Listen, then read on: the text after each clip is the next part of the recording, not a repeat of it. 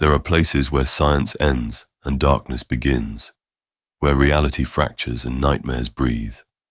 These are the tales of Carl Otto's dark anthology. Dark Water, Episode 4, Lessons in Loyalty. A story by Carl Otto. The sun beat down on the sprawling grounds of Van Horn's estate. The air was heavy with the scent of blooming jasmine and the distant tang of salt from the nearby sea. The estate was a picture of opulence, with manicured lawns that stretching out like green velvet carpets and pristine white stone paths winding through immaculately maintained gardens. In the center of the estate stood the main house, a grand, two-story structure of whitewashed stone and dark wooden beams. Its windows gleamed in the sunlight, and the sound of servants moving about inside could be heard even from the grounds. To the east, a large stable housed Van Horn's prized horses, their whinnies and snorts carried on the breeze. The clang of a blacksmith's hammer rung out from the nearby forge, a rhythmic counterpoint to the gentle rustling of leaves in the surrounding fruit trees. But the tranquility of the afternoon was shattered by the sound of raised voices and the scuffling of feet. The noise drew the attention of the gardeners, tending to the rose bushes, and the stable hands paused their work, craning their necks to see the source of the commotion. In a dusty corner of the yard, near the old well, Lucas, Van Horn's son, was locked in a fierce struggle with Kai, a slave boy of the same age. Despite his status, Kai's clothes were of good quality, a testament to his role as Lucas's companion. His linen shirt and breeches, though simpler than Lucas's finery, were clean and well maintained. Yet the rough iron collar around his neck served as a constant reminder of his bondage.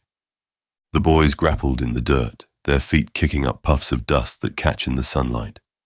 The scent of sweat and the metallic tang of blood mix with the jasmine on the air as Kai's nose starts to bleed from a well-placed punch.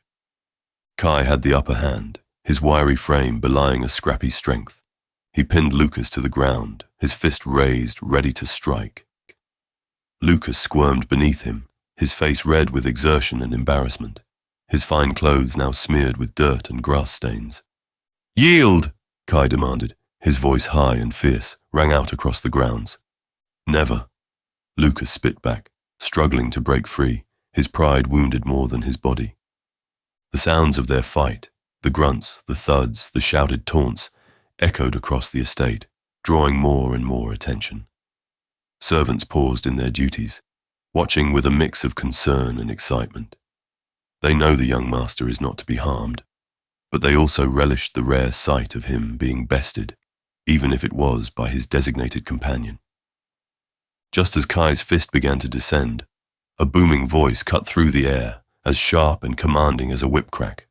"What is the meaning of this?" The boys froze, their heads turned to see Van Horn striding towards them across the lawn. His polished boots crunched on the gravel path. His face was a thundercloud of anger, his eyes flashed beneath furrowed brows. The very air seemed to still in his presence. The jasmine scent was suddenly cloying and heavy. Kai scrambled off Lucas immediately, his head bowed, his hands trembled. Lucas got to his feet more slowly and brushed the dust from his fine clothes, trying in vain to straighten his rumpled appearance. They both knew that look on Van Horn's face, and they both feared it. "He started it," Lucas blurted out, pointing an accusing finger at Kai. "Did not," Kai retorted, but his voice was meek, his eyes fixed on the ground. Van Horn looked from one boy to the other, his gaze stern. "I don't care who started it. I'm finishing it." He took a deep breath, and his expression softened slightly. He placed a hand on each boy's shoulder, his grip firm but not unkind. "Lucas, Kai, look at me." The boys raised their heads, meeting Van Horn's gaze reluctantly. "You are more than this," Van Horn said, his voice low and intense. "More than petty squabbles and childish fights. You are young men, and it's time you started acting like it." Lucas's lip trembled slightly, and he nods. Kai remained still, his eyes wide and uncertain. Van Horn sighed, releasing the boys and running a hand through his hair. "Kai, go find your mother. I'm sure she has tasks for you." Kai bobbed his head. casting a last apologetic look at Lucas before hurrying away. Van Horn turned to Lucas, his expression serious. "Walk with me," he said, nodding towards the old barn at the edge of the property. Lucas fell into step beside his father, his head hung low, his pride still smarting from the defeat. As they walked, Van Horn began to speak. His tone was measured and thoughtful. "Lucas, I know you have a warrior's heart, but a true warrior knows when to fight and when to yield." As Van Horn and Lucas made their way towards the old barn, the sun casting long shadows across the manicured grounds, Van Horn's voice took on a tone of gentle admonishment. "Lucas, what happened back there? You let your anger get the best of you, and it led you into a fight with Kai. Not just any fight, but one you were losing." Lucas kicked at a pebble, his face flushed with shame. "I know, Father. He made me so mad. I couldn't think straight." Van Horn nodded, his eyes fixed on the path ahead. "Anger can do that. It can cloud your judgment, make you forget who you are and what you stand for. But a true leader, a true man, must learn to master his emotions.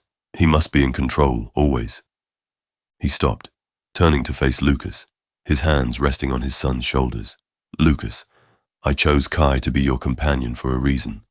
Not just because he's a strong, smart boy, but because I believe he can be loyal to you for life. A true friend, a brother even." Van Horn placed a hand on Lucas's shoulder, his expression thoughtful. "You know, Lucas, Mr. Koopmans and I have been friends since we were about your age. He was the son of one of my father's business partners, and we were inseparable." Lucas nodded, familiar with Willem Koopman's presence in their household. "I know. He's always by your side now." Van Horn chuckled. "Yes, he is. But it wasn't always that way. When we were young, Willem and we had a falling out. A disagreement over a girl we both fancied. I let my pride get the better of me, said some things I shouldn't have. We didn't speak for months." He paused, his jaw tightening. "Then one day, I found myself in trouble. I had made a mistake in my father's ledgers, and he was furious. I thought for sure he would cast me out, ruin me. But Willem, despite everything, he stood up for me. He took the blame, said it was his fault." Lucas's eyes widened. "What did your father do?" "He punished Willem, of course, but not as severely as he would have punished me. And afterwards, Willem just smiled at me and said, 'That's what friends do.' I never forgot that." Van Horn stopped, turning to face Lucas directly. "That's the kind of loyalty I'm talking about, Lucas. The kind that endures, even when it's tested.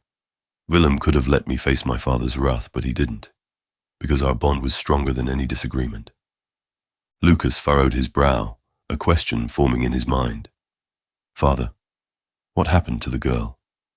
The one you and Mr. Koopmans both fancied?"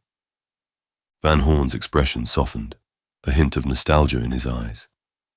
"Ah, the girl. Well, as it turned out, she fancied me too.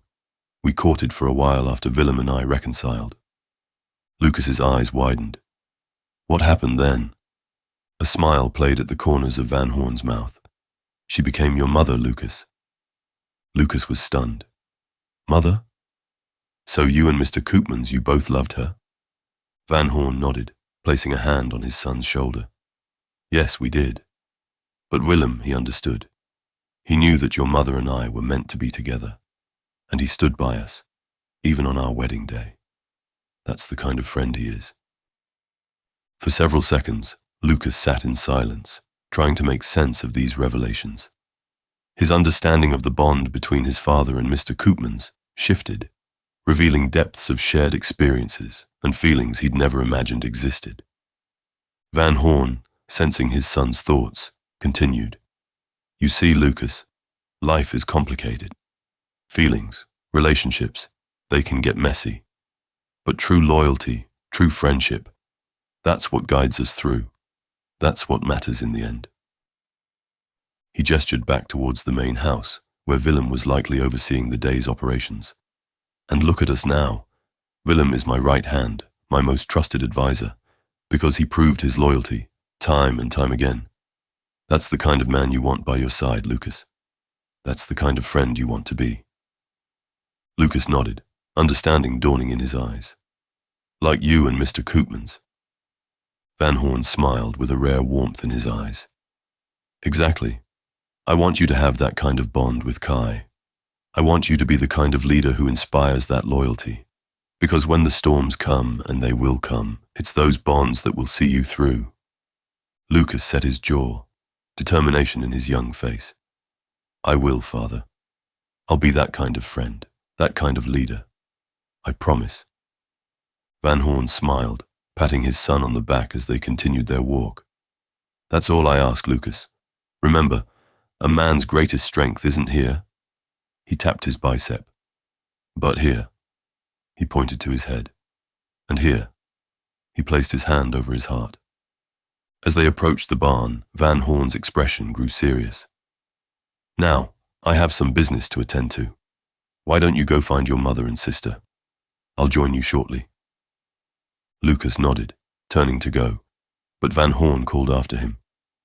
And Lucas, apologize to Kai. A good leader knows when to admit his mistakes. Lucas smiled, a real smile this time. Yes, Father. As his son ran off, Van Horn's face hardened, his mind turning to the darker matters that awaited him in the barn. He squared his shoulders, preparing himself for the confrontation to come.